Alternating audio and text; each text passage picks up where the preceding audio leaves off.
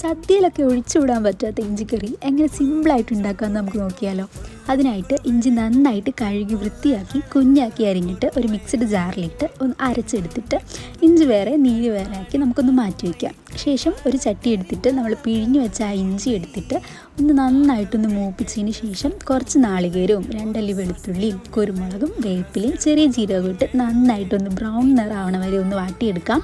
ശേഷം നമുക്ക് പൊടികളായിട്ട് മല്ലിപ്പൊടി, മഞ്ഞൾപ്പൊടി, മുളക് പൊടി ചേർത്ത് ഒന്നുകൂടെ നന്നായിട്ടൊന്ന് മൂപ്പിച്ചിട്ട് വെള്ളം തൊടാതെ ഒരു മിക്സഡ് ജാറിലിട്ട് നന്നായിട്ട് അരച്ചെടുക്കുക.